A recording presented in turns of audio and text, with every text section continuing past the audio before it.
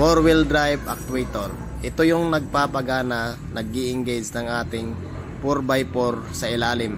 So si computer box, si control box nagsisend dyan para siya ang magbibigay supply sa DC motor ng sa loob para umikot siya. So kapag ka-stack up ay hindi talaga siya iikot kasi nga stack up at di ba na pasukan ng tubig. So ito lang gawin nyo, buksan nyo lang yan, linisan, at saka kung sira yung kanyang DC motor ay mapapalitan naman. Yan, so kung makikita nyo dyan, ayan, maraming tubig na nasa loob niya. Mas marami pa yan kanina nung binubuksan ko pa.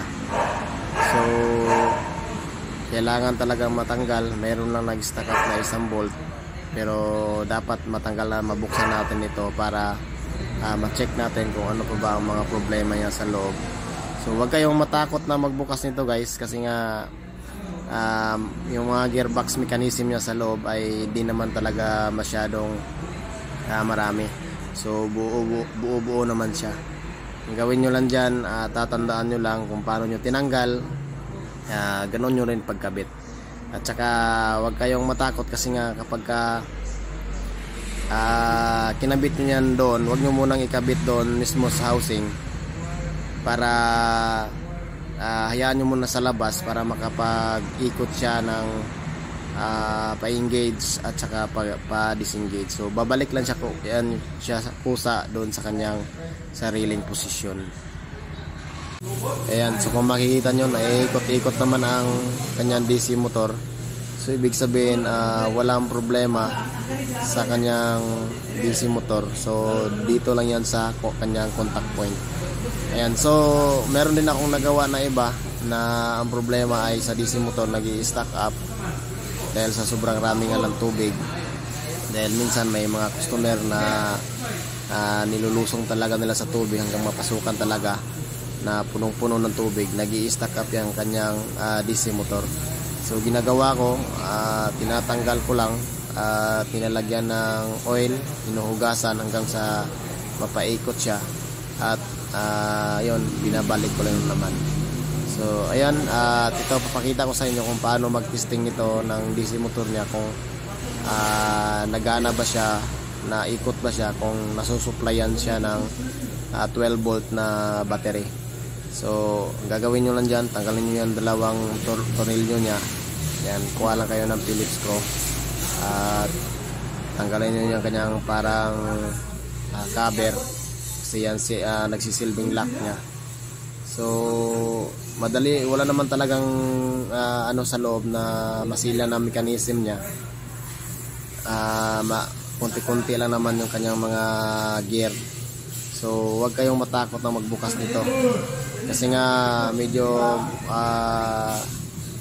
mahihirapan kayo maghanap ng actuator talaga.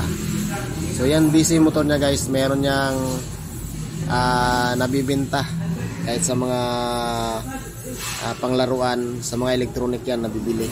Nakabili na rin ako yan. So yan, dalawa yan yung kanyang parang contact point. Lagyan nyo lang dyan ng dalawang wire, kuha kayo ng battery at supplyan nyo yan. Okay, so wag kayong matakot na mag-supply sa motor, kasi nga walang polarity ang motor nya. Pwede yan magkabaliktad yung negative at saka positive. So kung babaliktarin nyo, babaliktad din yung kanyang ikot, babaliktarin nyo yung positive, babaliktad yung kanyang ikot.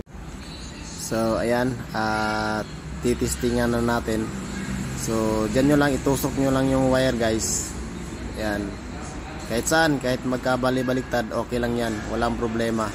Ang importante ay napagana natin, o diba, gumagana yung kanyang motor, na siyang nag-i-engage, disengage sa ating 4-wheel drive. So ayan, tingnan nyo. Ayan, so naikot naman. So actually guys, umiikot naman talaga ito, kasi nga nung tinisting ko kanina hindi naman siya stack up. So pinapakita ko lang sa inyo kung paano ba siya gumagana at 12 volts ba talaga ang supply na battery niya. So 12 volts talaga ang supply niyan sa baterya. So yun lang, at maraming salamat. God bless.